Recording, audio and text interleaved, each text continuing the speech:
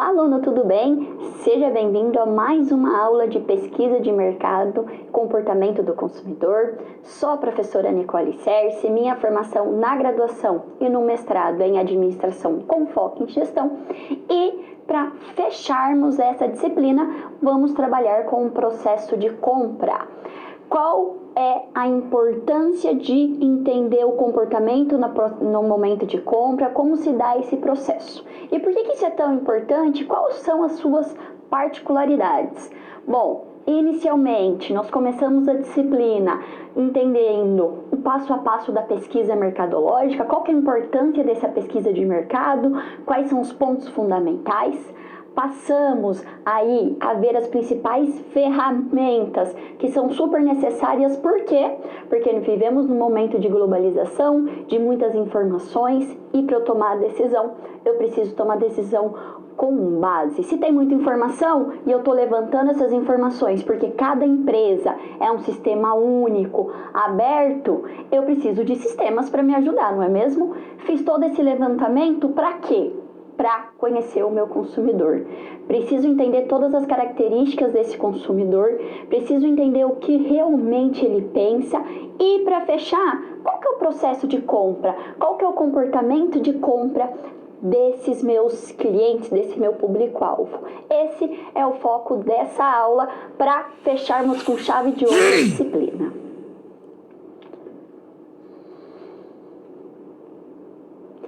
Para começar essa aula, eu tenho 3 questionamentos que eu quero que você reflita e eu vou trabalhando com eles durante toda a disciplina. Inicialmente, opa professora, são 4 questionamentos. Você já notou como é o seu comportamento de compra? Como você toma a decisão? Tem maior ou menor envolvimento? Você tem envolvimento nessa experiência? Depende do produto, não é mesmo?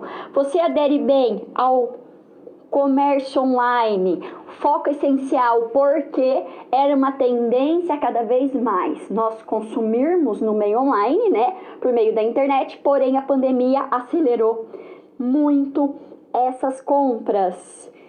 E novos produtos, pensando em produtos com inovação. Você está acostumado? Você é aquela pessoa que quando lança o celular, aquela tecnologia, você já tem interesse de comprar? Ou você é mais aí cauteloso, espera ver essas vantagens? Pensando nessas questões, nós temos os pontos principais da aula. Vamos começar entendendo o processo de compra do consumidor, um conceito muito utilizado por Kotler, onde nós vamos ter 5 etapas principais. Vamos ver qual é o envolvimento e como esse envolvimento ele vai fazer você passar por mais etapas do processo ou não. Como você faz a tomada de decisão? Quais são os determinantes que vão influenciar o cliente na compra online? Porque alguns clientes fazem toda a compra, deixam ali no carrinho e na hora de fazer realmente acaba fechando a página e não comprando. 2 pontos finais que são importantíssimos é adotantes de novos produtos e características aí de inovação. Por que esses pontos são importantes, professora? Estamos passando por um momento de transformação, a pandemia acelerou muito a nossa forma, né, de compra, acelerou para a gente comprar cada vez mais no mundo online e eu preciso trazer essas características. Eu preciso entender o processo de compra, online ou offline, que seja na loja, mas eu também preciso ver as particularidades aí do mundo online, ok? Isso é importante porque, como eu disse, a pandemia acelerou, o marketing ele vem para responder às necessidades dos clientes. Hoje o marketing é totalmente focado na experiência do cliente, então o processo de compra, envolvimento de compra, são pontos que qualquer profissional da área de comunicação precisa ter com clareza. Para nos ajudar nesse processo, a gente vai ter uma situação problema. Vamos conhecê-lo? Nós vamos trabalhar aí com uma loja de e-commerce. Então imagine que você é um consultor de marketing que fará uma apresentação a possíveis empreendedores aí de lojas online. Sua missão é fazê-los conhecer todo o processo de decisão de compra, né, comportamento do consumidor, todos esses detalhes. E aí, quais seriam as particularidades do e-commerce quanto ao envolvimento do consumidor online? Então imagina aí que nesse processo de transformação muitas pessoas estão abrindo seu e-commerce, né? Estão indo para o mundo online e você foi contratado justamente para mostrar quais são os pontos principais no processo de compra e como isso vai influenciar uma pessoa, né? Comprar ou deixar no carrinho, como você vai organizar o layout da sua página, por exemplo, como você vai criar os conteúdos para realmente agregar valor para o seu cliente, para que ele faça a compra final.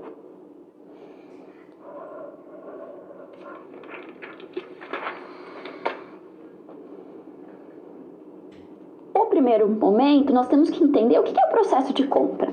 O Kotler, quando ele fala do processo de compra, ele fala que temos 5 grandes etapas que são fundamentais.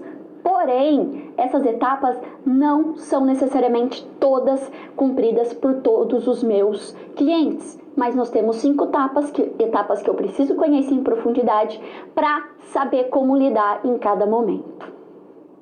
Começamos com o reconhecimento de problema, depois eu vou buscar informações, a avaliação das alternativas, decisão de compra e comportamento pós-venda.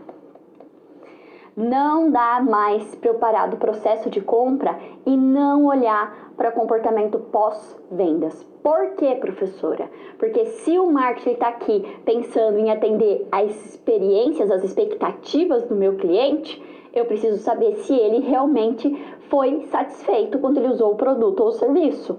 Por isso, pós-venda aí é fundamental. Quando a gente pensa na primeira etapa, que nós estamos aí pensando no problema, o que é um problema? Um problema é algo que eu ainda não tenho informações suficientes. Ou quando eu sinto falta ou tenho desejo de algo. Por exemplo, quando eu abro a minha geladeira e eu vejo que acabou o queijo. E agora? Surgiu um problema, eu preciso comprar mais queijos, ok? Vamos ver os pontos principais?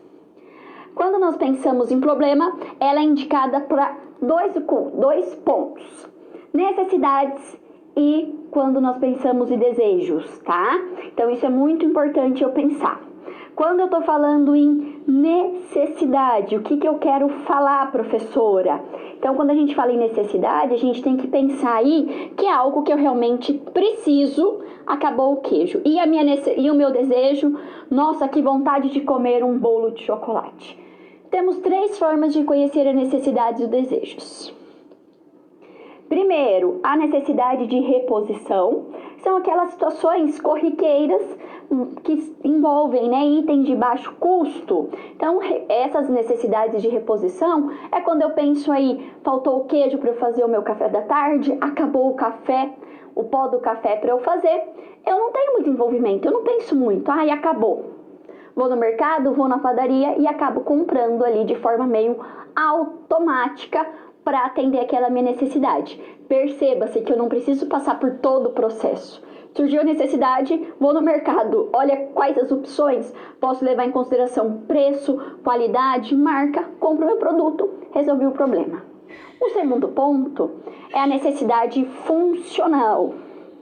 Aqui muda um pouquinho porque eu sou mais exigente. Por que é mais exigente, professora? Porque, por exemplo, né, se eu vou investir muito dinheiro, se vai ser algo que eu vou investir muito tempo, eu vou pensar um pouco mais. Se eu vou comprar uma casa, se eu vou trocar o meu carro, se eu vou trocar o celular, vou ter que parcelar em 10 vezes. Meu celular estragou, eu preciso outro. Então, eu vou pesquisar mais, eu vou participar mais desse processo, porque a necessidade é funcional. Envolve tempo e envolve dinheiro. E a última necessidade é a necessidade emocional, que está relacionada aqui com os nossos desejos, não é mesmo? Então, quando eu tenho desejo, né? Por exemplo, eu posso ter o desejo de um status social, aceitação, prestígio, poder, né? Aí o que acontece? Eu quero produtos de luxo, produtos caros, exclusivos, tá?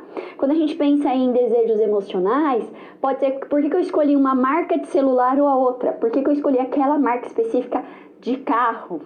Quando a gente pensa em necessidades emocionais, por exemplo, pode ser o seguinte: bom, tá mais frio, a minha pele vai ficar mais seca, eu vou comprar um creme para hidratar. Mas não é só uma necessidade funcional ou uma necessidade ali primária? É uma necessidade quando a gente fala de desejo, né, com o emocional, porque além de me hidratar, eu quero me sentir com a pele macia, cheirosa, quero seduzir. Então essas são as necessidades emocionais. Veja, quando nós estamos falando sobre necessidades, não necessariamente é uma ou a outra, pode ser a junção delas. Por isso que é importante eu saber o meu produto atende qual dessas necessidades. Por quê? Porque eu tenho que criar aí comunicações, expor o meu produto no ponto de vendas de forma que atenda aí essas necessidades. Bom, surgiu a necessidade, agora eu vou fazer o quê? Vou avaliar todas as alternativas, que é o momento de buscas de informação. Uma vez que o consumidor reconhece a sua necessidade, o que eu vou fazer? Eu vou buscar informações e eu vou fazer a análise dessas informações. Ou seja, o ponto 2 e o ponto 3 geralmente acontecem de formas simultâneas, ok? Quando eu estou buscando informação, tenho informações internas, como a questão, né, da memória, o que eu já usei, mas também tem aí as questões externas, as questões que estão relacionadas com o marketing. Sabe quando você assiste um programa ou você assiste uma propaganda, você está com fome e você vê lá a propaganda e fala: nossa, que vontade de comer esse lanche. Por quê? Porque é, né, uma informação externa para aguçar aquele seu desejo. E quando eu estou pensando em informações, tem uma coisa, ponto-chave, que eu preciso levar em consideração na atualidade, que é os influencers digitais. Qual é a importância na atualidade para um profissional de marketing? Ele precisa saber e dar valor para os influencers digitais. Se eu estou buscando informação, eu vou ver o quê? Só uma propaganda? Quem que está assistindo agora a aula que realmente não segue nenhum influencer digital em nenhuma rede social? Duvido que tenha alguém. É muito difícil. Por quê? Porque você precisa se identificar com as características. É muito mais eu ver a personalidade da pessoa e como ela usa o produto do que a empresa ter essa personalidade de forma muito clara. Então, cada vez mais as empresas elas estão trabalhando com influencers digitais como maneira de fazer essa conexão emocional, sentimental, de desejo com as pessoas. Se eu sigo aquela pessoa, é que eu tenho interesse no estilo de vida dela. Se ela está utilizando um produto, mostrando o antes e o depois, como ela coloca aquilo na sua rotina, vai fazer eu abrir o olho por talvez um produto que eu não tenha interesse antes de conhecê-la.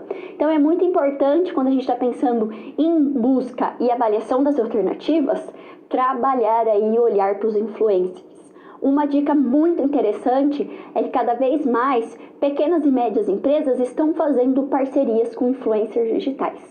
Por quê? Porque o alcance dela é naquela cidade, naquele bairro, naquela região, então ela consegue se comunicar e ter uma identificação com aquele público e o investimento é menor. Com isso eu faço a visibilidade da minha marca aumentar e isso vai me ajudar nas vendas. Vamos para a avaliação? Quando nós trabalhamos com a avaliação, que novamente, não se esqueça, pode ser feita junto com a busca de informação e vai estar muito relacionado aí com o envolvimento no processo de compra do cliente, da pessoa, as melhores alternativas elas vão ser avaliadas e selecionadas, né? Então, durante a própria busca de informação, eu já vou fazendo essa avaliação.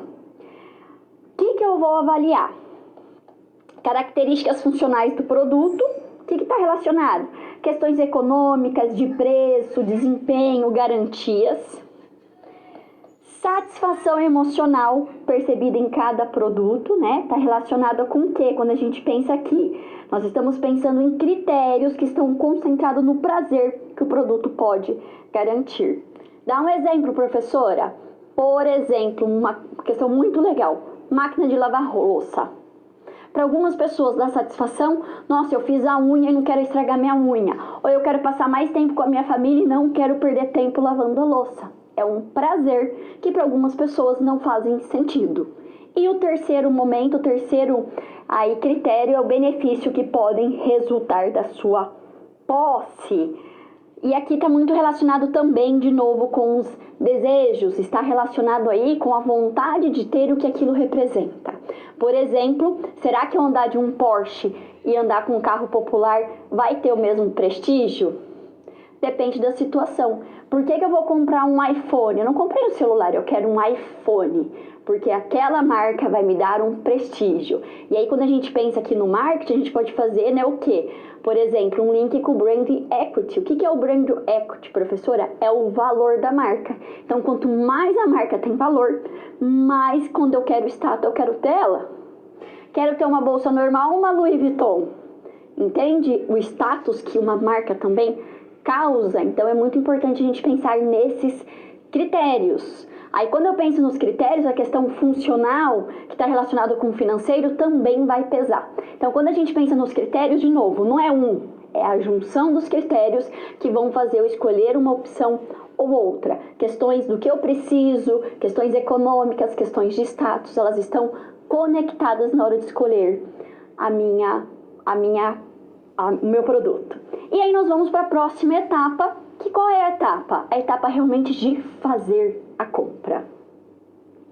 Então, quando a gente fala na compra propriamente dita, pode ter alguns percalços no caminho.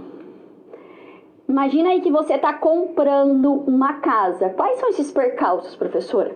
Documentação, se saiu ou não o financiamento. E no mundo do e-commerce, né, o que acontece? Às vezes você está lá comprando, mas tem que fazer o cadastro e você não lembra do seu e-mail. Ou eles mandam uma nova senha para o seu e-mail e você não entra para ver ou não chega.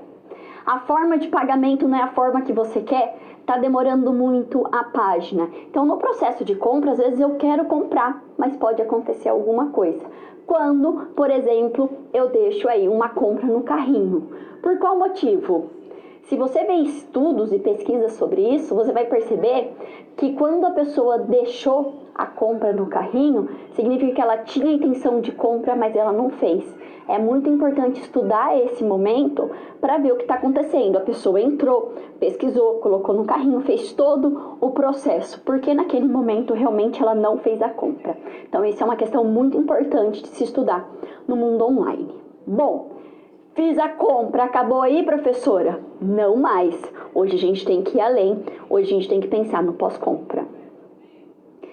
O que é o pós-compra e por que ele é tão importante, professora? Porque tem dois tipos de pós-compra que eu preciso aí estar muito bem aberto, criar canais de comunicação para atender essas necessidades.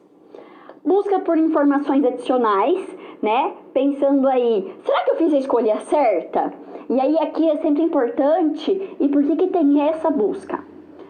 Com avaliações, com descrições. Por que eu deixo isso? Justamente porque se a pessoa ficar em dúvida e ela vê a avaliação do produto e tudo mais, ela vai falar, ai, calma, fiz a escolha certa, ok, vamos testar o produto.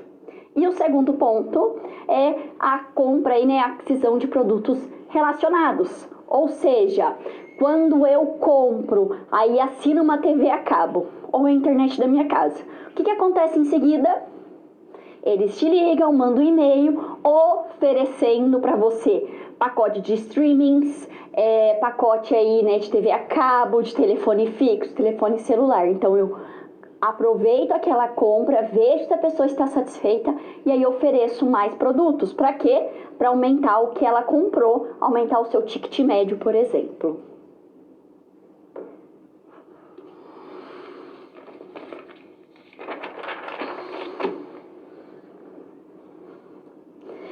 Para eu definir se eu vou participar, né, partir de todos os processos de compra, das 5 etapas do processo de compra, ou se eu vou para uma, vou para 2, vou participar de 3 e já fazer a compra, ou vou abandonar, o que vai envolver essa escolha? Como que se dá esse processo? Por meio do envolvimento aí do meu cliente nesse processo. Quanto mais envolvimento, mais eu vou buscar informação, mais eu vou avaliar as alternativas, mais eu preciso ter um pós-venda. Vamos ver aí os fatores?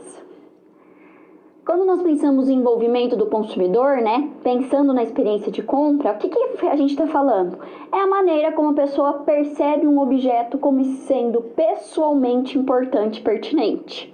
E nós temos 3 fatores aqui, 3 tipos de envolvimento. Nós temos o envolvimento de situação, que está relacionado, né? Uma questão, situações diferentes em relação à tendência de provocar interesses ou comportamento.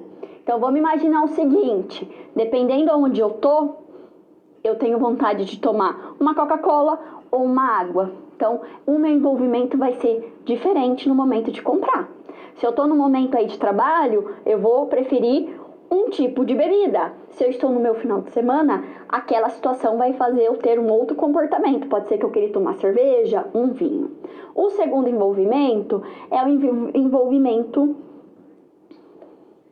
duradouro, né? Acontece em função da percepção que o consumidor tem quanto à relevância do produto frente às suas necessidades e interesses. Então, eu estou mais envolvido naquele processo.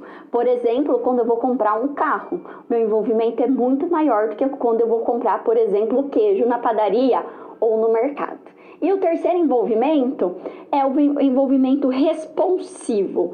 O que significa isso, professora? É aquele envolvimento cognitivo, comportamental no processo de decisão. Então, esse envolvimento responsivo não é um moderador de comportamentos, mas é o próprio comportamento em si.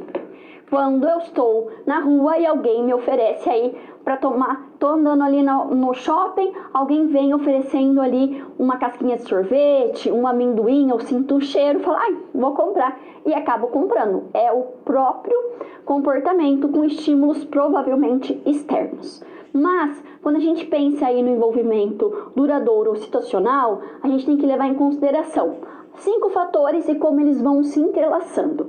Quais são os fatores? Então, quais são esses fatores? Primeiro, a importância percebida do produto. Pode ser que para uma pessoa a compra de um celular seja algo corriqueiro e para outro seja algo muito importante. O risco percebido. Então, quanto mais eu entendo, né, mais esse risco ele é menor. Então, isso é bem importante a gente pensar. Depois, a probabilidade de risco. Será que eu vou me arrepender? Será que esse produto é muito frágil? Será que eu estou gastando muito dinheiro? O valor simbólico. O que seria aí o valor simbólico, professora? É o valor mesmo que eu dou àquele produto, àquele marca, àquele consumo. Se é um dia especial, eu quero ir num restaurante chique. Naquele restaurante especificamente, um dia normal pode ser qualquer restaurante. E o valor hedônico. O que seria o valor hedônico? É muito subjetivo, é muito pessoal, tá? Tá relacionado com as minhas satisfações e os meus desejos individuais específicos. Percebam que eles se complementam? Então, eu tenho muito simbolismo do status social, do que aquilo representa, e também como vai me satisfazer de forma interna. Bom, esses 5 fatores, pensando nas situações, pode dar aí 2 caminhos específicos que eu preciso levar em consideração. E por que é tão importante eu entender isso? Na hora de construir a publicidade, a propaganda, a promoção, conteúdo para minha página, eu preciso estar muito focado qual desses envolvimentos são para saber como construir esse conteúdo. Quer ver um exemplo? Olha que interessante. A importância do produto e o valor hedônico está relacionado com o envolvimento duradouro. Por quê? Geralmente o que me dá prazer, me satisfaz, vai ser de forma aí constante, não é mesmo? Então vamos pensar aí, né? O que mais eu preciso pensar? Vamos dar um exemplo para facilitar. Imagine um jovem que está comprando o primeiro carro, o primeiro automóvel dele. Suas posses, né, sua questão financeira permitem a compra de um carro usado. Ok, é bem provável que esse jovem se envolva com a escolha, né, de um modelo de carro e com prazer em saber que ele já vem com acessórios. Importância do produto, a minha satisfação. Ao mesmo tempo, o cliente estará interessado em saber, já o quê? Será que esse carro já foi batido? Né? Qual que é a quilometragem? Quantos donos ele já teve? Nós estamos falando de envolvimento situacional. Estou falando sobre probabilidades, fatores de riscos percebidos. Percebe-se para eu fazer uma campanha aí, divulgar o meu produto, eu preciso trabalhar tanto com esses fatores que são duradouros, ou seja, questão emocional, de status, atributos daquele produto especificamente, mas eu também preciso trazer essas características de situação. Se eu estou vendendo um carro usado, eu tenho que deixar clareza quantos donos, quilometragem, né? Fazer todo um check-up e trazer essas informações, que são pontos importantes. Então, quando eu vou atender as expectativas do cliente, eu tenho que trazer esses dois pontos para realmente trazer o processo de compra, fazer que ele chegue na etapa 4, que é realmente ir lá e comprar aquele produto.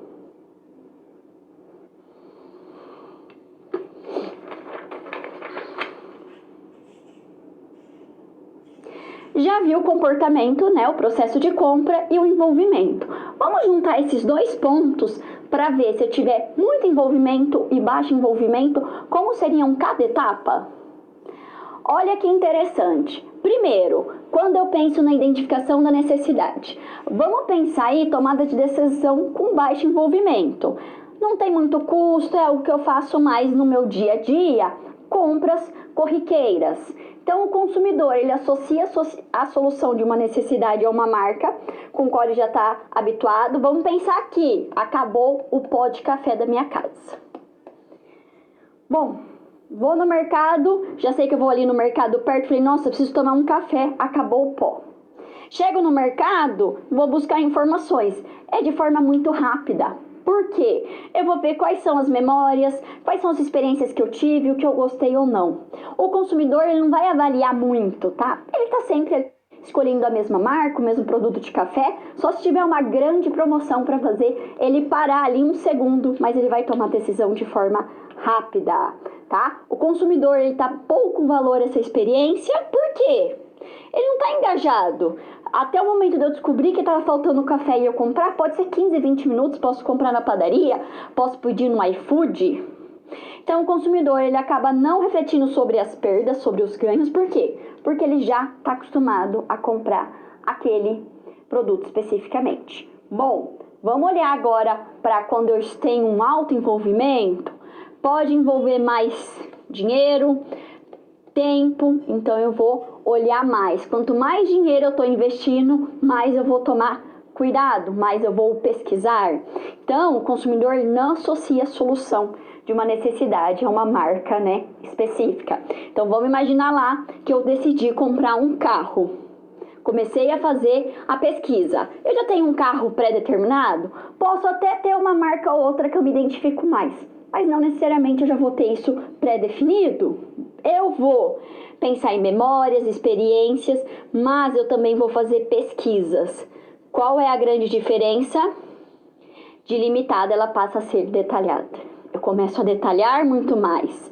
Esse processo aqui fica mais longo, a etapa 2 e etapa 3. Eu vou avaliar mais opções, vou pensar nos atributos, vou criar regras, né, de decisão bem complexas. Por exemplo, até quanto eu posso gastar, quantas parcelas eu vou fazer, o que realmente precisa ter nesse carro para eu comprar.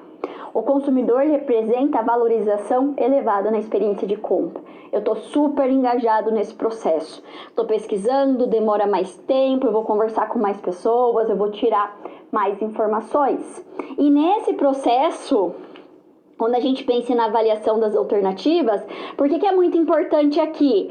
Porque a internet me ajuda a fazer a avaliação das alternativas. Eu vou ouvir muito mais, eu vou pesquisar muito mais, eu tenho uma gama maior de possibilidades.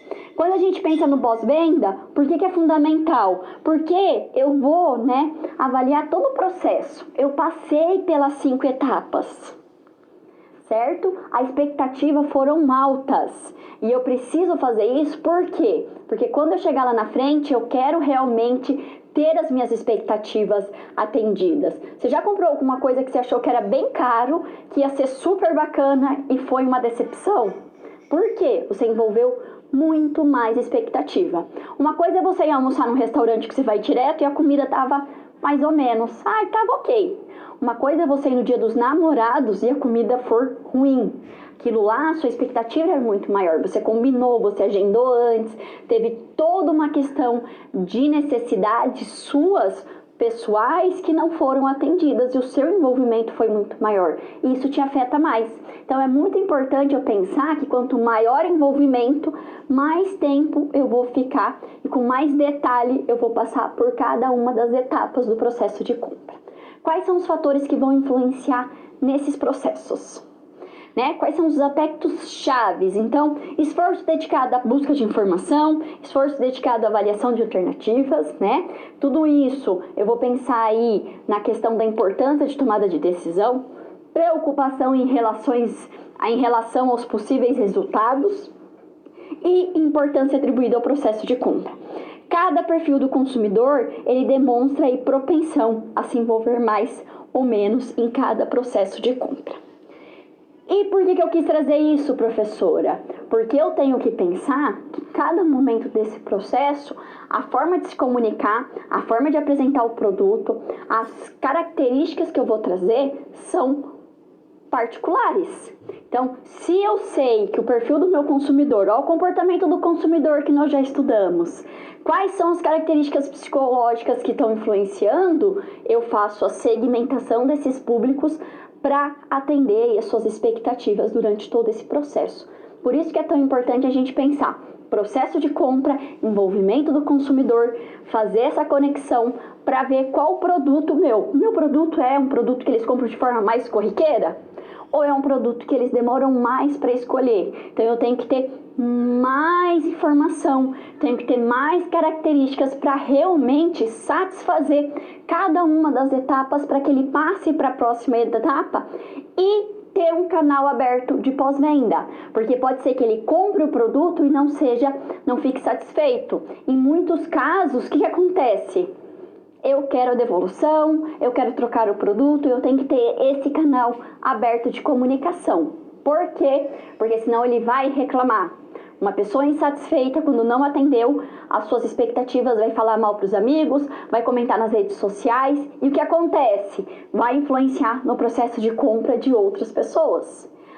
Quantas vezes você entrou para comprar um lanche, comprar alguma coisa, você fez a pesquisa e você viu uma avaliação ruim ou várias avaliações ruins e você fala, já estava no carrinho e você fala, não vou comprar não, deixa quieto. Então, olha como isso é importante no processo de compra e como pode te ajudar a comunicação certa, a construção certa, fazer que você venda mais o seu produto ou não.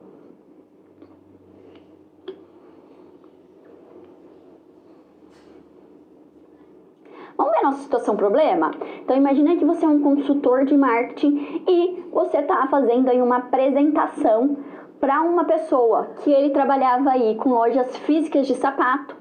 Passou a pandemia e ele falou, opa, preciso me atualizar, quero criar um e-commerce. E ele te chama para você explicar para ele como se daria esse processo, para ver se ele realmente tem interesse para entrar nesse mundo online. Então, o empreendedor digital procura você porque pretende abrir uma loja virtual de calçados. Ele já tem muita experiência em lojas físicas, né? Mas eles foram vendidas, ele pegou o dinheiro e ele resolveu abrir no e-commerce. Imagina aí um momento de pandemia, quantas pessoas fizeram isso. Você decide começar seu atendimento por uma apresentação a respeito de como se dá o processo de decisão de compra no mundo online, no ambiente online, né? Porque o seu cliente ele ainda não tem experiência nesse foco. O que você vai fazer nesse caso, né? Então, você vai preparar um material para ilustrar o comportamento do cliente, né, em cada estágio de compra. Então, por exemplo, na busca de informação, reconhecimento do problema. Preciso de um sapato. Quando a gente pensa em sapato e mulher, a gente está falando muito do que, professora? Nós estamos falando muito de características, né, que estão relacionadas em necessidades também funcionais de reposição, mas muito emocional. Tem muito um benefício hedônico, né, de prazer de ter vários sapatos. Eu preciso ter todos os sapatos? Preciso. Depende da pessoa, sim, pessoas não. Então, já reconheci o problema. Ok, aí eu vou para a busca de informação, né? O que uma marca digital pode fazer para ser uma fonte confiável de informações? Olha lá que importante ter isso. No estágio 3 da avaliação, o que pode ser feito para que o negócio virtual esteja entre os mais bem avaliados? Bom, se eu estou fazendo avaliação de alternativas, eu também vou fazer avaliação do site, se for uma multimarcas, dos produtos, das marcas dos sapatos, tudo isso eu vou levar em consideração. E a decisão de compra, né? Aí eu vou pensar que qual é toda a estrutura do meu site? É mais rápido? Qual é o comportamento do meu consumidor e o que ele precisa ser atendido nesse passo? E por fim, eu tenho que ter um pós-venda aberto para que as pessoas deem aí suas avaliações, para que elas falem o que elas acham e também está aberto, porque quem reclama significa que precisa ser bem atendidos. Outro ponto importante é que a gente pode falar aí, né, algumas lojas virtuais de calçados já existentes, da Fit, Netshoes. O que eles estão fazendo? Quais são seus diferenciais? Quando a gente pensa em olhar assim, a gente pode estar falando, por exemplo, do benchmarking, que é fazer análise do que as melhores práticas do líder de mercado e como eu posso usar isso, tá? Então eu preciso determinar se os produtos de negócio são voltados para decisão de compra com alto ou baixo envolvimento e descrever o possível comportamento do consumidor em cada estágio de compra. Como que a gente pode fazer isso, professora? Olha lá que interessante. Vamos pensar aqui que sapato, se for para o público-alvo feminino que compra mais sapatos, é baixo envolvimento. Se é uma pessoa que vai comprar um sapato social para um evento, para o seu casamento, é alto envolvimento. Então eu tenho que sempre pensar quais marcas eu vou trabalhar, quem é o meu público-alvo. Eu só consigo ver o envolvimento, eu só consigo ter com clareza qual que é o processo de compra se eu conhecer com clareza meu público-alvo. Se eu não conhecer com clareza meu público-alvo, eu não consigo fazer essa conexão. Não sei o que leva a pessoa a comprar. Como eu falei, algumas pessoas, comprar sapato é algo corriqueiro. Eu sempre estou comprando um sapato, cada roupa combina com um sapato. Para algumas pessoas, eu tenho um tênis, um sapato social, um chinelo. E aí eu tenho que ver quais são os perfis, como eu vou me comunicar com eles para ver se vai ter alto envolvimento ou não. Como foi o exemplo que eu dei. Se eu estou trabalhando com sapatos aí, custo-benefício, né, um preço, valor menor, não tem tanto envolvimento. Agora, se eu estou trabalhando com sapato de couro, com marcas específicas, para ocasiões específicas, vai ter um maior envolvimento e eu preciso trabalhar isso. Então, tem que sempre, no site, atender essas duas características de público, com alto ou baixo envolvimento. Se eu sou uma multimarcas, eu vou ter que ter mais ainda, né, detalhamento desses processos para realmente ser bem avaliado.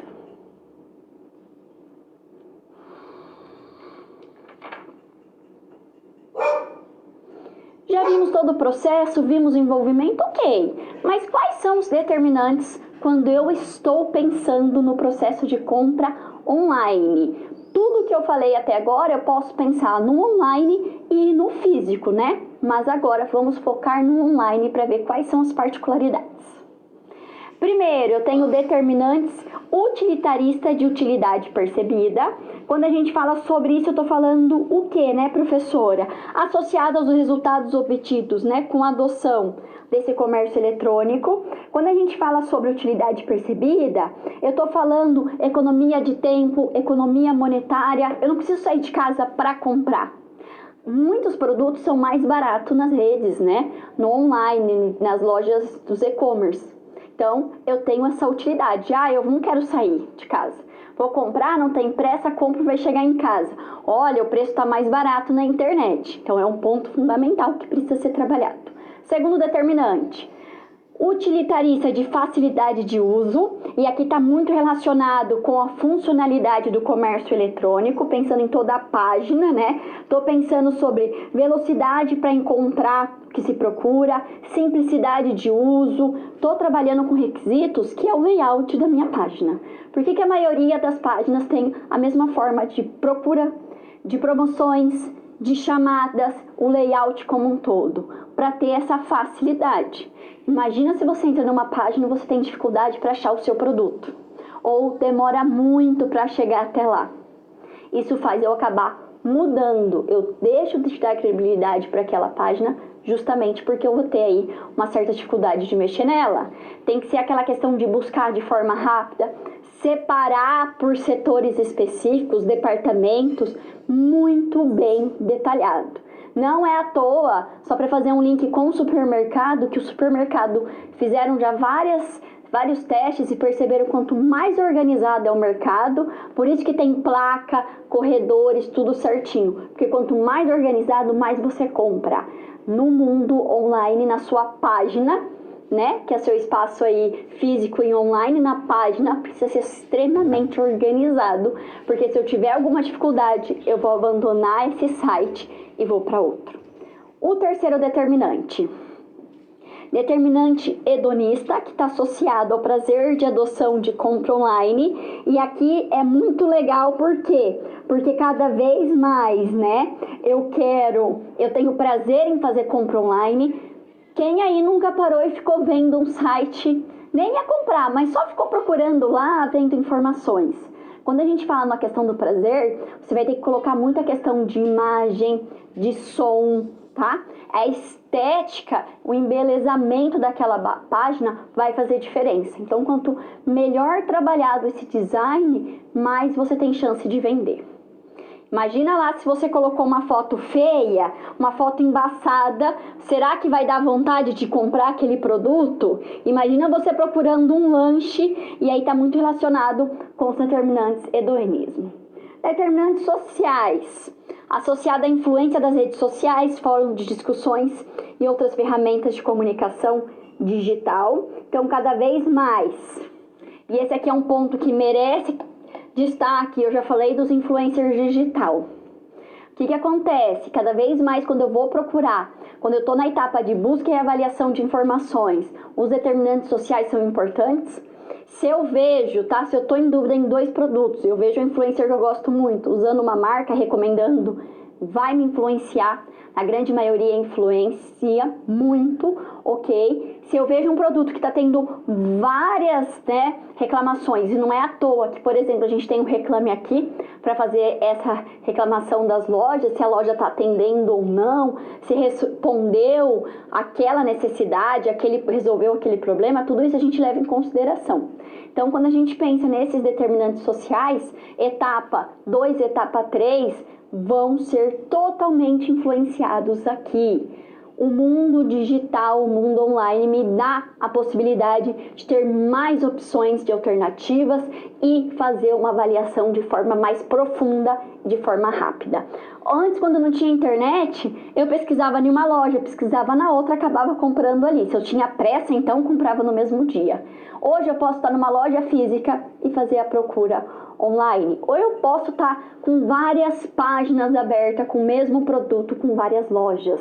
Então, esse fator social de avaliação é fundamental. Não é à toa que toda vez que você compra um produto, chega depois de uma semana um e-mail perguntando a sua experiência, se você gostou, para avaliar se tem algum problema, o que eles podem fazer para te atender, ok? Cada vez mais a gente abre vários caminhos de comunicação, pensando aí nessas questões sociais e como elas influenciam a nossa opinião. Próximo ponto, determinantes situacionais associados à influência de determinadas situações que podem influenciar a decisão do consumidor, né? Quanto à adoção do canal de venda.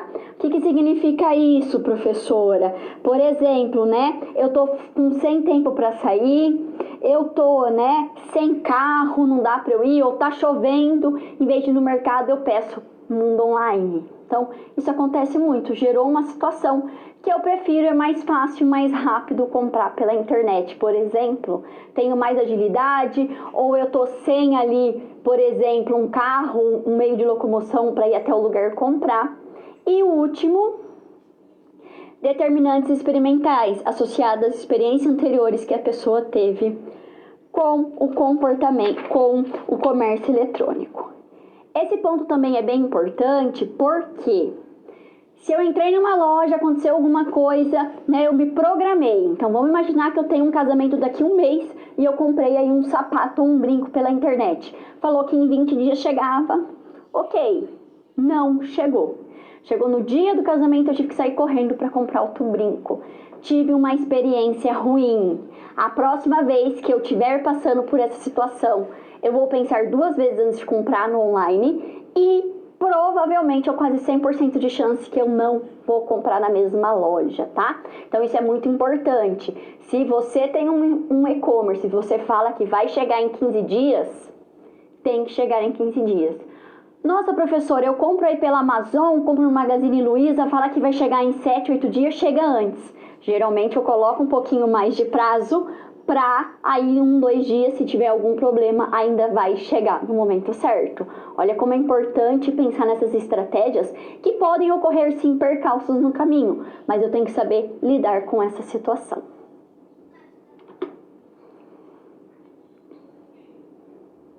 Chegou o momento de tirar as suas dúvidas, trazer suas contribuições. Já parou para pensar no seu envolvimento? Muitas vezes nós fazemos, todo esse processo de compra sem perceber que estamos fazendo. Muito importante pensar. E eu trouxe aí 3 tipos de tomada de decisão que tem tudo a ver com o seu envolvimento no processo de compra.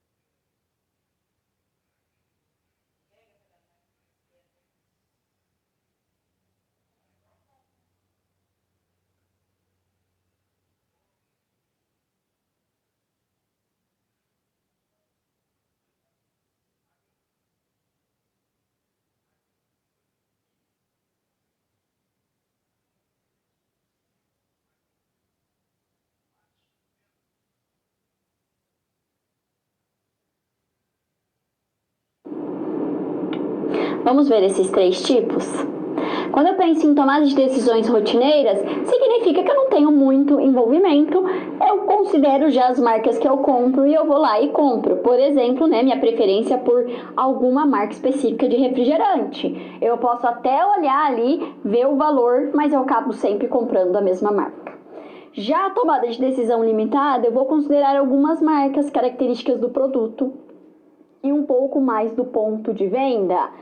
Vamos pensar em relacionada a marcas de carne, ok? Onde o valor vai me influenciar a comprar uma ou outra, por exemplo.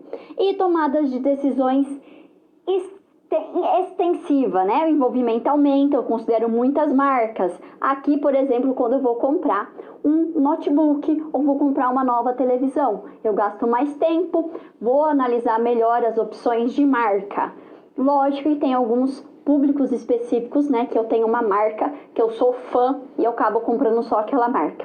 Mas, de modo geral, eu considero aí várias marcas no processo de compra. De modo geral, na população, ok? Então, se eu não tenho uma marca específica para televisão, na hora de comprar eu vou levar em consideração várias características, tecnologia, valor, tamanho, forma de parcelamento para considerar na hora de comprar. Então, a gente fala que é uma tomada de decisão extensiva.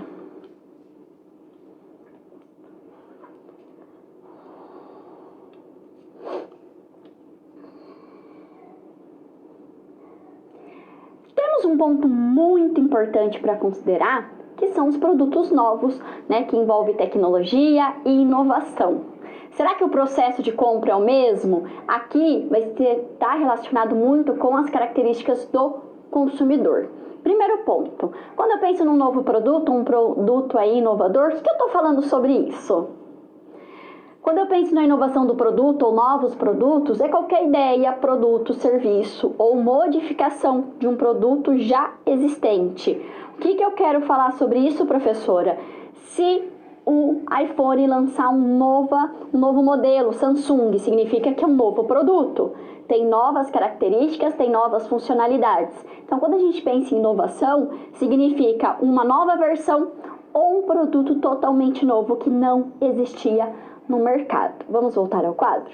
Então, os novos produtos, eles podem criar um mercado que até então não existia, como também podem ser aperfeiçoados e, ser revisões de produtos já existentes, tá bom? Então, isso é muito importante a gente considerar. Bom, se eu tenho um mercado estável, eu estou lançando uma nova versão, eu estou disputando o mesmo mercado, estou disputando o mesmo marketing share, as mesmas pessoas.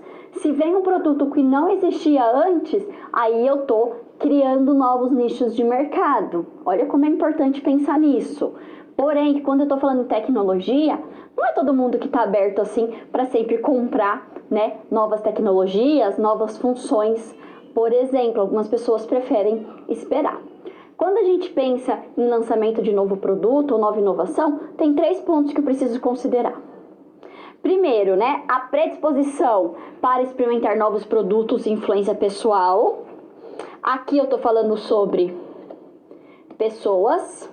Características da inovação. Aqui eu estou falando do produto / serviço, pode ser qualquer um dos dois. E predisposição das organizações. Então, aqui eu estou falando das organizações para adoção dessas inovações. Vamos ver cada uma deles? Quando eu estou pensando aí nas pessoas, influência pessoal, nós temos aí alguns pontos que eu preciso levar em consideração. Quais são elas? Então, eu tenho que pensar na personalidade, motivação e influências sociais. Como, professora? Tem pessoas que são consideradas inovadores. Quero que você pense aí em qual desses você faz parte. Inovadores são aqueles que realmente amam tecnologia, Eles são ousados, eles não têm medo, de mexer com novos produtos e lidar com as suas complexidades. Ai, será que eu vou saber mexer? Não importa, eu quero a última versão do celular, eu quero aí ter o robozinho que limpa a minha casa, não sei muito bem como funciona, mas eu vou ser um dos primeiros a comprar. Por exemplo, quando o iPhone ou a Apple lança um novo produto, o que acontece? Tem pessoas que passam 2 dias na fila esperando para comprar aquele produto, porque eu quero aquela nova tecnologia. Eu quero ter uma Alexa, por exemplo, que agora a Alexa não é tão novidade assim. Segunda característica aí, adotantes imediatos. Eles já são um pouco mais cuidadosos, Eles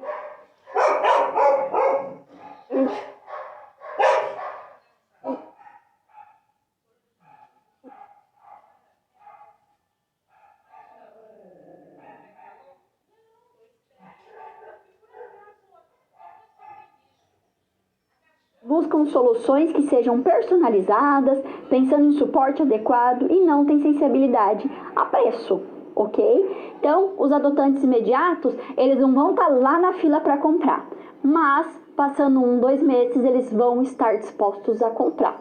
Eles vão dar uma olhada um pouco mais, não tem medo do risco, mas eles vão entender um pouquinho mais sobre esse produto antes de comprar, mas vão comprar de forma rápida. O terceiro, maioria imediata. O que faz eles, professora? Eles já são, um pouco mais cuidadosos. Então, eles adotam inovações só quando seus benefícios já foram comprovados e muitas adoções já foram feitas. Aqui é a maioria do mercado absoluto. Então, eu quero sim comprar um robozinho que limpa a casa. Vou esperar aí uns 6 meses para ver o que o pessoal está falando das marcas, vou analisar o custo-benefício, tenho interesse, mas eu espero um pouquinho para ver se realmente vai solucionar o problema. O próximo aí é a maioria posterior, então o que significa, Não quero riscos. São as pessoas que não correm riscos, tá? Não têm familiaridade com tecnologia e têm sensibilidade ao preço. Ou seja, eu vou esperar as pessoas listarem, eu vou ver as novas versões e eu compro uma versão anterior, sem problema, não quero correr risco, tá bom essa última, sem ser a última versão, pra mim tá ótimo. Ai, tem um modelo na frente, sem problema, gostei desse, o preço é bacana. E o último, que agora é a minoria, são os retardatários. O que eles fazem, professora? É aquele pessoal que não gosta de tecnologia, que não se envolve. Sabe o pessoal que você fala assim, vamos comprar alguma coisa? Por que você não vê na internet? Não, prefiro na loja física. Ou por que você não compra um celular melhor, se o celular tá tão ultrapassado? Pra mim tá ótimo. Então são pessoas que não se importam com tecnologia, utilizam a menor quantidade possível de tecnologia. Quando nós estamos pensando nesses perfis, você percebe que também está relacionado com as gerações e as gerações como elas foram, né, se relacionando com as tecnologias e como isso influencia aí as nossas compras. Por exemplo, tem criança aí de 1, 2 anos que ela já sabe passar as redes sociais, já sabe abrir o YouTube, já sabe fazer tudo com os dedinhos. Antes mesmo até de se comunicar de forma clara, já tem essas características, porque ela viveu, né, ela nasceu dentro desse processo tecnológico. Vamos olhar para os produtos agora? Quando eu estou olhando para o produto, tem aí 4 características que são bem importantes. A primeira, as vantagens relativas, que estão relacionadas, né? Quanto maior for a sua percepção da vantagem relativa do novo produto em relação ao que já tinha no mercado, maior a taxa de adoção. Não é à toa que quando eu comparo um aspirador de pó e esses robozinhos que fazem a limpeza, o que acontece, professora? Muitas pessoas cada vez mais compram esse novo aparelho. Por quê? Porque ela viu a vantagem relativa do produto. Vale muito a pena ter esse produto. Eu não preciso ficar lá passando aspirador. Dependendo da área certinho de casa, eles já estão conta sozinho. Olha como a percepção é maior. Segundo ponto do produto, compatibilidade, o quanto a inovação corresponde aos valores das pessoas e às experimentações que fizeram. Se eu comprei uma minha amiga teve, né, e não foi bacana, por exemplo, eu tava lá limpando, o robozinho bateu no espelho, caiu o espelho, quebrou um espelho enorme. Será que eu vou querer outro? Será que eu vou ter mais cuidado? Percebe que toda a experiência que eu tenho com o produto na internet vão influenciar os meus próximos passos? Então, olha como é importante atender às expectativas. Problemas podem surgir no processo de compra ou na utilização de um produto, mas como a empresa ela vai estar aberta para responder e solucionar, vai fazer total diferença. Terceiro ponto, complexidade. Quanto mais complexo, quanto mais difícil para utilizar esse produto, mais eu vou ter receio, desculpa. Por quê, professora? Então vamos imaginar lá, eu comprei essa máquina, eu li o manual e explicou, eu entrei na internet, ok? Ou eu vi uma pessoa testando no YouTube antes de comprar, eu vi que a complexidade, ok, eu consigo dar conta. Agora, se é muito difícil, é muito detalhe, eu já fico com receio de querer ter essa nova tecnologia. Vai ser uma dor de cabeça, melhor mesmo eu fazer. Então, a gente acaba pensando dessa forma. E o último ponto é a experimentabilidade, que vai estar relacionado, né, com a facilidade de experimentação. Isso, professora? Então, se eu vou na loja, e não é à toa que tem algumas lojas, né? Polishop faz muito isso, eles estão testando os produtos. Por quê? Porque são produtos diferentes, são produtos aí, né? Muito inovadores. Air Fry, quando surgiu, a primeira Air Fry era da Polishop, e a Polishop ela testava, né? Fazia batatinha frita e ia dando para as pessoas para ver como utilizava. Então, tem essa característica justamente para atender essa questão de experimentação. Nem sempre eu posso comprar o produto ou utilizar antes de comprar o produto. Então a loja ela faz isso como uma forma de realmente diminuir as barreiras e você quiser realmente comprar aquele produto, porque você já viu como funciona, você viu que vai ser bacana, que vai trazer aí muita, né, vantagem relativa para você. Vimos pessoas, vimos produtos, vamos ver as empresas que vão trabalhar com tecnologia? Então, nós temos as variáveis do ambiente, comunidade progressista, renda da comunidade, aqui está relacionado muito com questões socioculturais de países e regiões, a organização em si, né? O tamanho, a lucratividade, a pressão pela mudança, e os administradores, nível de instrução, idade, sofisticação. Quando nós pensamos nesses 3 pontos, que é importante, né? Vamos pensar em toda a estrutura da Google. né? Ou Tesla, como que ele trabalha, qual que é a sua visão empreendedora, como ele usa a tecnologia. Então, tudo isso vai influenciar muito o estilo da empresa, se ela está aberta ou não. Quando nós pensamos em startups, também tem relação aí com essas características aí, do tamanho da empresa, onde ela está, quem são os seus líderes, os seus CEOs e como eles vão lidar aí com essa tecnologia no dia a dia.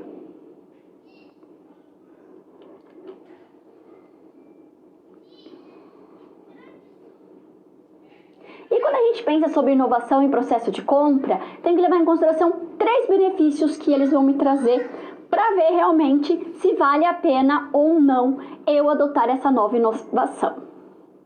Quais são elas, professora? Primeiro, quando nós falamos sobre funcionalidade, a funcionalidade ela vai estar muito relacionado, né, com a funcionalidade mesmo do produto percebida em relação aos produtos já existentes. Por exemplo, quando eu penso aqui, né, falei do Tesla, sobre veículos híbridos, né, ele tem um motor de combustão interna, eles têm que pensar aí no motor elétrico, isso pode trazer o quê? Economia de gasolina. Opa, vale a pena, né? Gasolina, vale a pena. Bom, tem a questão de prazer. As inovações, né, hedônicas, de novo, está muito relacionado com as questões psicológicas das pessoas, tá? Então, vai me satisfazer essa nova tecnologia, pensando em questões estéticas, de prazer, de sensoriais, tá? Por exemplo, né, quando a gente pensa em inovação, imagina aí uma nova sobremesa que é light. E aí, se com um sabor maravilhoso, fala, nossa, eu tô comendo uma coisa maravilhosa e ainda é light, não engorda. Então, eu tenho um prazer nessa inovação, tá? Ou, por exemplo, eu comprei um robô que faz a limpeza e agora eu não preciso passar meu sábado de manhã limpando a casa. Então, eu vou ter um prazer relacionado com a funcionalidade nesse caso. E por último, o terceiro ponto é o simbolismo, né? O que é o simbolismo? É um novo significado social. Então, quando a gente pensa em simbolismo, a gente pode pensar sobre a questão vegana. Cada vez mais está desenvolvendo tecnologias, por exemplo, com maquiagens, que não utilizam, fazem testes em animais e muitas pessoas estão gostando disso. Por quê? Porque tem uma questão simbólica, não quero que machuca os bichos, então tudo isso vai levar em consideração. Simbolismo também, por exemplo, quando eu tô aí, imagina eu tô andando de Porsche. Olha o prazer que vai me dar e olha, né, o símbolo que eu tô passando para todas as pessoas aí, que eu tô com um carro Porsche, por exemplo. Então, essas 3 características, tá, esses 3 benefícios vão ser considerados, vão ser fundamentais para ver se aquela nova inovação, né, vai ter acesso, vai ter aí abertura no mercado ou não. Quando a gente pensa na adoção, no processo de adoção de inovações, nós temos aí 5 passos. Olha como são tranquilos e olha como são importantes eu ter cada comunicação, construir a comunicação, como o marketing ele precisa trabalhar para dar conta. A conscientização é quando eu conheço a inovação, mas eu não tenho informação a respeito. Bom, eu sei que tem carros híbridos. Não conheço, nunca vi, nunca andei. Ok, eu tenho conscientização, mas parou aí. Segunda etapa, a etapa de interesse. O consumidor é estimulado a procurar informações a respeito. Tem gente que já sabe muito mais sobre esse carro, esse tipo específico de carro que eu, porque teve interesse, já tem vários vídeos no YouTube, já tem várias reportagens. A avaliação, como o consumidor avalia se vai experimentar a inovação. Eu achei bem interessante as novas televisões aí, ou a Alexa. Bom, tenho consciência, busquei informação e agora eu estou decidindo aí se eu vou comprar ou não. Será que na minha casa vale a pena ou não? Qual que é o investimento que eu vou ter que fazer? Quarta etapa, experimentação, que é o momento, né, de experimentar a inovação para poder avaliar o seu valor. E aí, quando eu falo da experimentação, foi exatamente o exemplo que eu dei da Polishop, que testa os produtos, tem até um canal onde as pessoas estão testando os produtos Para quê? Para quebrar essa ideia que é muito difícil de utilizar. Será que eu vou dar conta? Aí sim que eu vou para adoção. Vou decidir se eu vou fazer o uso uso regular dessa inovação. Percebe que o ponto-chave aqui é a experimentação? Geralmente eu experimento o produto depois que eu compro. Quando a gente fala em inovação, a experimentação tem que vir antes. Eu tenho que entender se é fácil, se eu dou conta, se realmente vai me ajudar, para depois eu pensar nessa adoção ou não. Então olha como é importante essa etapa vir antes, para realmente quebrar os paradigmas daquilo que é novo, para que as pessoas queiram utilizar aquele novo produto. Então isso é muito interessante, pensar nesse processo de adoção da inovação. Para a gente fechar esse bloco, vamos voltar ao quadro? Nós temos que pensar aí na curva de adoção. Então eu tenho que pensar nas características pessoais, né? Quais são as características das pessoas? Nós fizemos a segmentação. Tem que pensar nas características do produto e na organização. Por isso, o Royer, ele apresenta uma forma de analisar se ocorreu a difusão, ou seja, as pessoas realmente aceitaram, né, essa oferta, lançando mão de padrões no decorrer do tempo. Temos dois tipos de analisar essa curva. A curva em S, que é caracterizada, né, pelo crescimento inicial lento, seguido por um aumento rápido, e a curva, né, de difusão exponencial, pelo crescimento inicial rápido. Como assim, professora? Então, vamos pensar na curva em S. Então, a adoção, né, se inicia de forma relativamente lenta, depois de um determinado período, ela tem uma taxa maior de aceitação.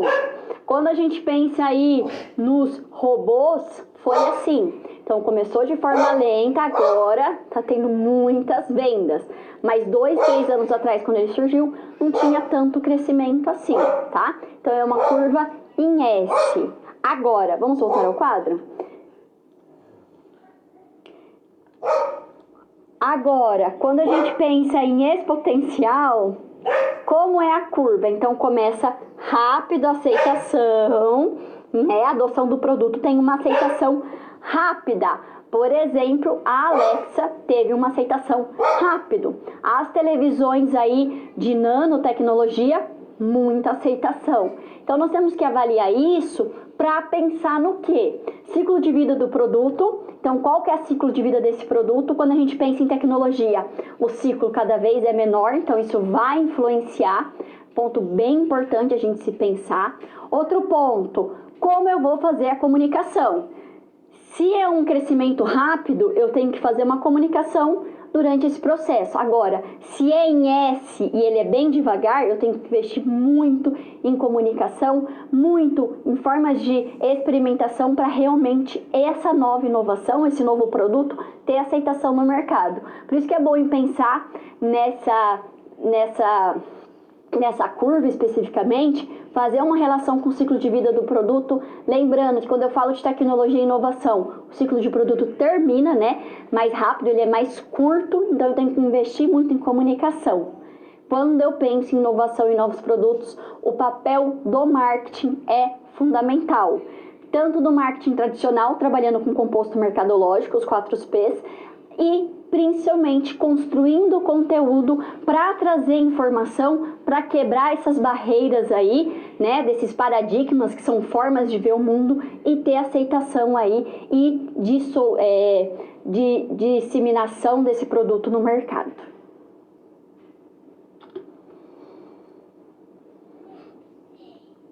Vamos voltar de novo para a nossa situação problema? Agora você está num workshop, pensando aí em vários empreendedores e eles estão com algumas dúvidas que você vai solucionar.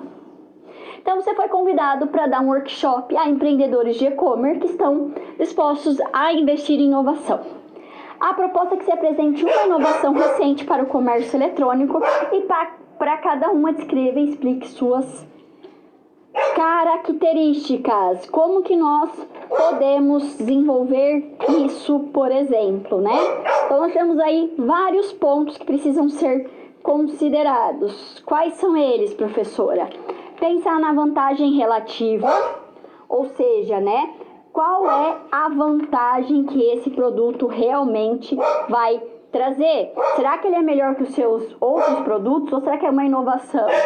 Imagina aí que surgiu, né, um produto aí, de limpeza que realmente só de você jogar limpa toda a gordura, algo inovador. O que ele faz diferente dos outros? Então eu tenho que ver qual é a vantagem relativa para ver se o custo desse produto vale. Segundo ponto, compatibilidade. Ele é compatível aí com essas características, né? Essa inovação vai ter valor para as pessoas, a experimentação que fizeram? Será que realmente as pessoas que estão limpando vão ver diferença com ele? É fácil o uso? Imagina que tem uma química super forte que pode manchar alguns produtos, pode machucar a mão. Olha a complexidade que vai entrar nesse processo. Vamos voltar ao quadro? Experimentabilidade. É fácil utilizar? Tá? Se é fácil de usar, eu tenho experimentação antes, já tem nas redes sociais, mostra como ter, né, manusear esse produto. Bom, outro ponto fundamental, eu tô sabendo comunicar esse produto? Realmente eu tô trazendo essas características, tô trazendo, né, a percepção aí do produto, tô mostrando que é fácil utilizar? Comunicação e marketing vão fazer total diferença quando eu penso em novos produtos. Outro ponto importante é a funcionalidade. E por fim, qual é o simbolismo? Imagina aí que você vai trabalhar com esse produto e na sua comunicação você vai trazer, por exemplo, características falando aí, em vez de você demorar aí meia hora para fazer uma faxina num fogão, só você jogar em 5 minutos está pronto. Olha como o simbólico também é importante. Então, o que ficou muito claro? Experimentação antes de adotar ou não inovação. Como que eu vou fazer isso? Por meio de marketing. Eu tenho que criar comunicação, eu tenho que mostrar que isso é possível. Quanto mais eu conheço o produto, a chance de eu querer utilizar ele e adotar essa inovação é maior. Então, essa aí é a dica importante quando eu estou pensando no marketing.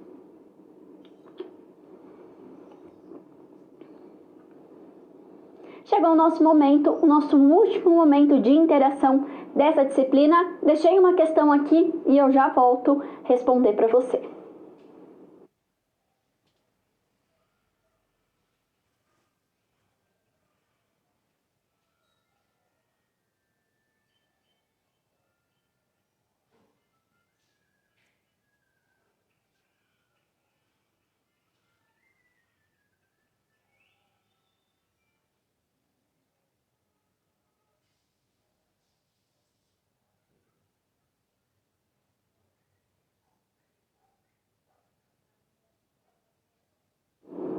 Vamos ver os principais fatores? Nós temos que pensar aí em satisfação do cliente no mundo online, atendimento, customização, conveniência, é fácil comprar, eu tenho confiança, informações disponíveis, pensando em preços, tempo de resposta, variedades de produto, cada vez mais as lojas estão tendo isso.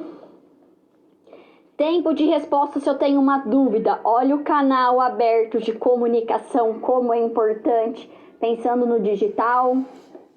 Processo de pagamento, cada vez mais as pessoas têm compre com clique, justamente para atender.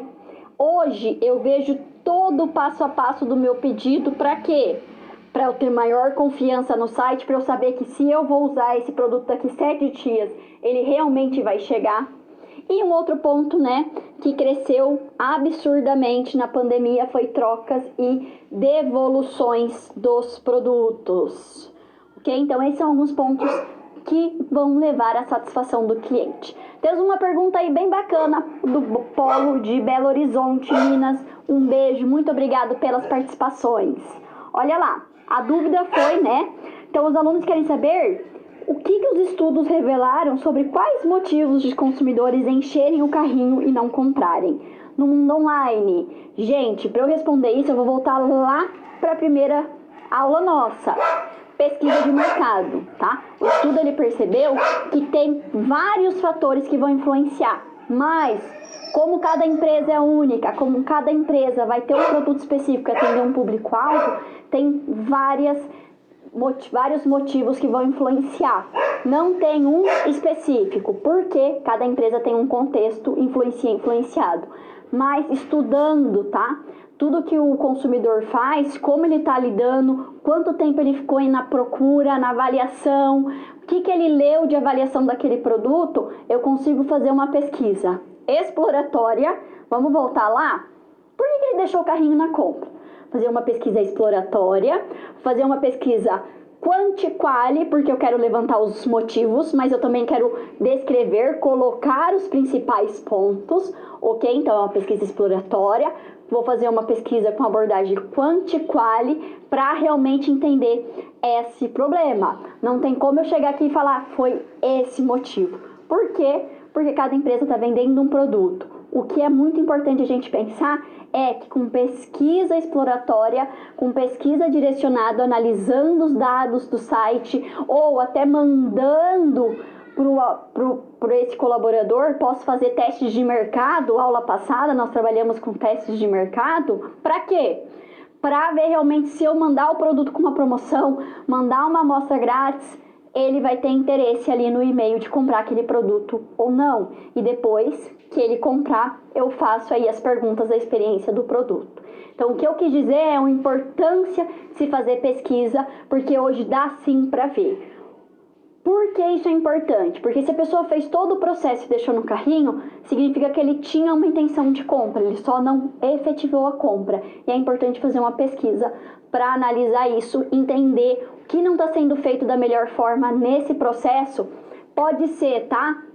Forma de pagamento, taxa de entrega, pode ser tempo de entrega, então tudo isso vai ser. Ou, por exemplo, se o site pede que você faça ali todo um cadastro, hoje muitas empresas não pedem mais cadastro, pede só para você colocar o seu e-mail e chega as informações no e-mail.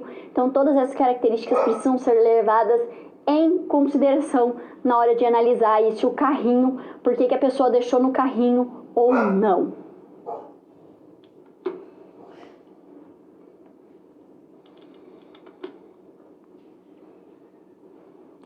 Para fecharmos aí a aula, quais são os pontos principais que nós vimos fechando esse conteúdo tão importante para o marketing digital?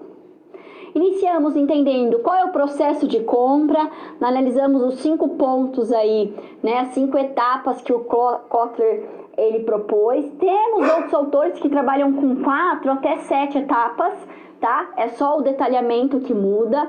Pensamos no envolvimento e qual a importância de pensar nas etapas com o envolvimento dos clientes. Pensamos na tomada de decisão, o que vai influenciar, o que vai satisfazer os clientes online, né?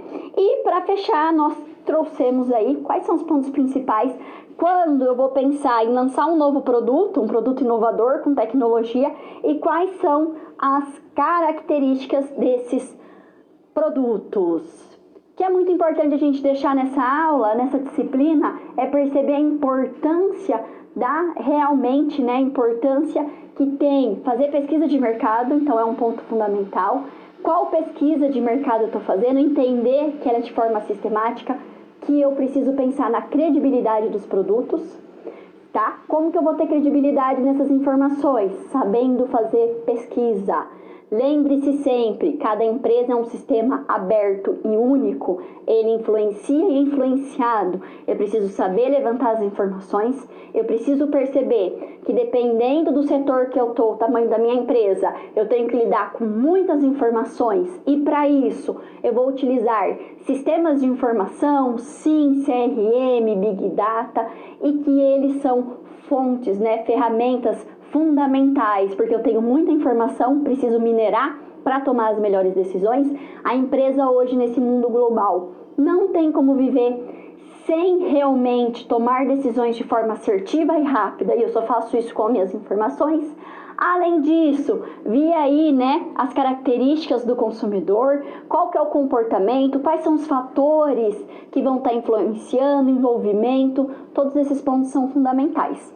Eu só vou atender às expectativas do cliente se eu conhecer o meu consumidor, se eu souber segmentar, se eu souber criar conteúdos e utilizar o online. Hoje, quem não sabe trabalhar nas mídias sociais, não trabalha na internet, tem um desfalque, tem aí uma desvantagem em relação aos seus concorrentes.